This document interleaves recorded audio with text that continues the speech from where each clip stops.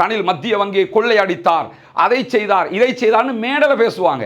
சரி, அவர் ஏதோ ஒரு காரணத்தினால தற்போது ஆதாரத்தோடு கைது செய்யப்பட்டிருக்கிறார். அப்ப நீங்க அசிங்கப்படுத்துறீங்க. அப்ப இதுக்கு முன்னாடி நீங்க மேடையில் அவரை பாராட்டினீங்களா? இதுக்கு முன்னாடி நீங்கள்லாம் மேடையில் அவரை அசிங்கப்படுத்தலை. அப்படி பார்த்தா, எனவே அசிங்கப்படுத்துகிறார்களா, அவரை பாதுகாக்கிறார்களா என்பதை தாண்டி சட்டம் தன் கடமையை செய்கிறது என்றால் அதனை நாம் பார்த்துவிட்டு அமைதி காப்பதுதான் சால சிறந்தது. திகன கலவரம் முழுவதுமாக அக்குரண பகுதிகள் எல்லாம் பற்றி எறிந்தது. அது தொடர்பாக இதுவரைக்கும் இவரிடத்தில் ஒரு கொஸ்டின் கூட எழுப்பப்படலை என்கிற மன ஆதங்கமும் இஸ்லாமியர்களிடத்தில் இல்லாமல் இல்லை. இந்த சூழல்ல தான் இந்த இடத்துல இஸ்லாமியர்களாக நம்ம புரிந்து கொள்ள வேண்டிய ஒரு பகுதி இருக்கு. என்னன்னா, ரணில் விக்ரமசிங்க கைது செய்யப்பட்டதோட இதற்காக கைது செய்ய வேண்டுமா என்று ஒரு சில பேர் மட்டும் சில கேள்விகளை எழுப்புகிறார்கள்.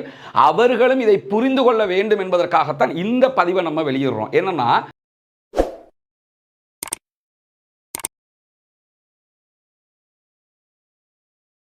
அன்புக்கினிய சகோதரர்களே, நமக்கெல்லாம் தெரியும், நம்முடைய நாட்டினுடைய 8வது ஜனாதிபதியாக செயலாற்றிய ரணில் விக்ரமசிங்க தற்போது கைது செய்யப்பட்டு சிறையிலே அடைக்கப்பட்டிருக்கக்கூடிய இந்த சந்தர்ப்பத்திலே ரணில் விக்ரமசிங்க அவர்களுடைய கைது தொடர்பாக ஒரு பாரிய வாத பிரதிவாதம் சமூக வலைதளங்களில் மட்டுமல்லாமல் மாஸ் மீடியாக்களிலும் சர்வதேச மீடியாக்களிலும் இடம்பெற்று வருகிறது.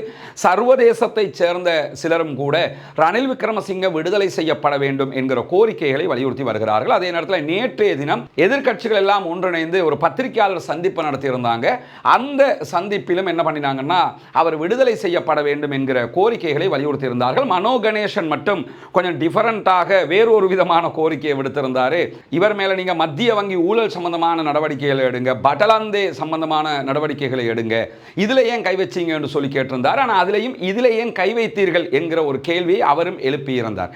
இந்த இடத்துல இஸ்லாமியர்களாக நம்ம புரிந்து கொள்ள வேண்டிய ஒரு பகுதி இருக்கு. என்னன்னா, ரணில் விக்ரமசிங்க கைது செய்யப்பட்டதோட இதற்காக கைது செய்ய வேண்டுமா என்று ஒரு சில பேர் மட்டும் சில கேள்விகளை எழுப்புகிறார்கள்.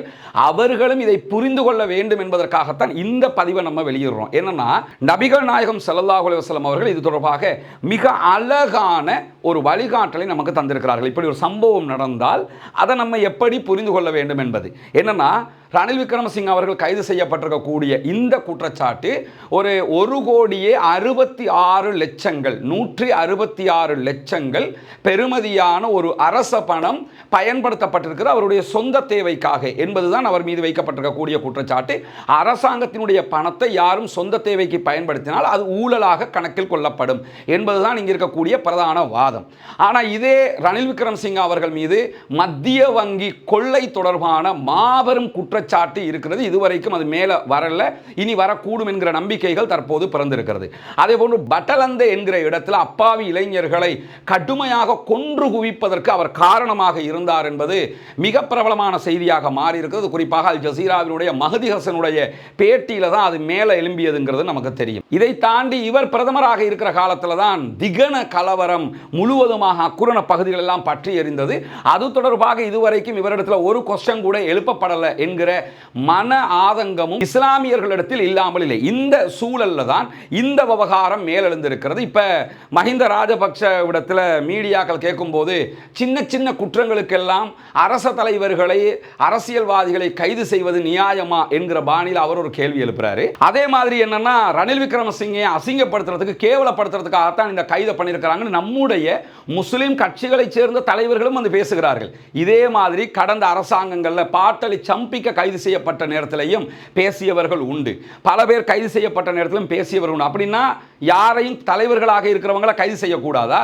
அவர்கள் மீது ஆதாரத்தோடு ஆவணங்கள் இருந்தால் அவர்கள் மீது நடவடிக்கை எடுக்கக்கூடாதா என்கிற கேள்விகள் எழுகிறதா இல்லையா? ஆனால் இதே ஆக்கள் மேடை முழுக்க பேசினதெல்லாம் எடுத்துக்கிட்டீங்கன்னா, ரணில் மத்திய வங்கியை கொள்ளையடித்தார், அதை செய்தார், இதை செய்தார்னு மேடல பேசுவாங்க. சரி, அவர் ஏதோ ஒரு காரணத்தினால தற்போது ஆதாரத்தோடு கைது செய்யப்பட்டிருக்கிறார். அப்ப நீங்க அசிங்கப்படுத்துறீங்க. அப்ப இதுக்கு முன்னாடி நீங்க மேடையில் அவரை பாராட்டினீங்களா? இதுக்கு முன்னாடி நீங்கள்லாம் மேடையில் அவரை அசிங்கப்படுத்தலை. அப்படி பார்த்தா, எனவே அசிங்கப்படுத்துகிறார்களா, அவரை பாதுகாக்கிறார்களா என்பதை தாண்டி சட்டம் தன் கடமையை செய்கிறது என்றால் அதனை நாம் பார்த்துவிட்டு அமைதி காப்பதுதான் சால சிறந்தது.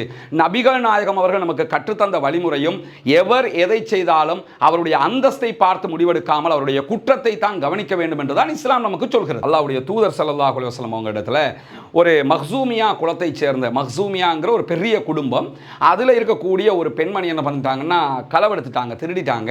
அவங்க ஒரு பெரிய குடும்பத்து பெண்ணு, அந்த பெண்ணு திருடிட்டாங்கன்னு இப்போ குற்றச்சாட்டு வந்திருக்குது. இந்த குற்றச்சாட்டுக்கு அவங்களோட கையை ரசூலுல்லாஹ் வெட்டிடுவாங்க இஸ்லாமிக் கவர்மெண்ட்டில்.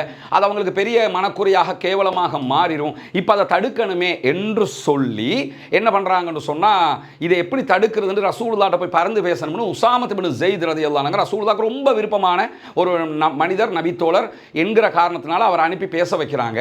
அப்பொழுது அல்லாஹ்வுடைய தூதர் ஸல்லல்லாஹு அலைஹி வஸல்லம் அவங்க என்ன சொன்னாங்க தெரியுமா? உசாமாவே, அல்லாஹ்வினுடைய குற்றவியல் சட்டங்களில் பரிந்து பேச வந்திருக்கிறீர்களா என்று கேட்டுட்டு மிம்பர்ல ஏறி நின்று மக்களுக்கெல்லாம் ஒரு செய்தியை சொல்லுகிறார்கள். என்ன செய்தியை சொல்றாங்கன்னா, மக்களே, இதற்கு முன்னிருந்த சமூகம் எல்லாம் நாசமாகி அழிஞ்சு போனது எதனால தெரியுமா? அவர்களில் சமூக அந்தஸ்துள்ள யாராவது திருடினார்கள் என்றால் அவங்கள விட்டுருவாங்க. அந்த மக்கள்ல ஒரு பலவீனமான மனிதன் திருடி இருந்தான் என்று சொன்னால் அவனை தண்டிப்பார்கள். இதனால தான் இதற்கு முன் சென்ற சமூகத்தினர் எல்லாம் அழிந்து நாசமாய் போனார்கள். முகம்மதாகிய என்னிடத்தில் இந்த கான்செப்ட் கிடையாது. எனது மகள் ஃபாத்திமா திருடினாலும் இதே தண்டனையை நான் வழங்குவேன் என்றார்கள் அல்லாஹ்வுடைய தூதர் ஸல்லல்லாஹு அலைஹி வஸல்லம் அவர்கள். இப்போ அப்படியே வந்து ரணில் விக்ரமசிங்க அவர்களுடைய விவகாரத்தில் இந்த ஹதீஸை நீங்கள் ஒப்பிட்டு பார்த்தீங்கன்னா, அது ஒரு 166 லட்சங்கள், 1,66 லட்சங்கள் தான் சப்ஜெக்டாக இருக்கிறது. ஆனாலும் உயர்ந்த இடத்துல இருக்கிறாரு ரணில் விக்ரமசிங்க, நாட்டின் பிரதமராக ஜனாதிபதியாக இருந்தவர், சர்வதேச புகழ் பெற்றவர். பட்டலந்தேக்கு நடவடிக்கை எடுங்க அல்லது மத்திய வங்கி கொள்ளைக்கு நடவடிக்கை எடுங்க, இதில் நீங்கள் அரசியல் லாபம் ஈட்டுறீங்க என்கிற விதமாக பேசக்கூடிய சகோதரர்கள் இதை புரிந்து கொள்ளுங்கள். அவர் மீதான குற்றச்சாட்டு சட்டமா அதிபர் திணைக்களத்தினால் ஆதாரத்தோடு முன்வைக்கப்பட்டிருக்கிறது நீதிமன்றத்திலே. நீதிமன்றம் தான் இந்த முடிவை எடுத்திருக்கிறது. நீதிமன்றம் எடுத்திருக்கக்கூடிய இந்த முடிவில் சட்ட ரீதியாக நம்ம தலையிட முடியாது.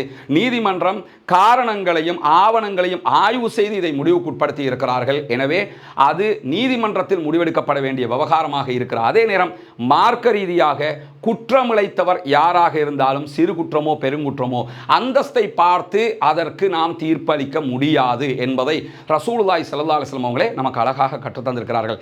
இந்த நபிமொழியை மனதிலே வைத்துக்கொண்டு இந்த விவகாரத்தை அனுகூலமாக வாகிறது. அல்ஹம்துலில்லாஹி ரப்பில் ஆலமீன்.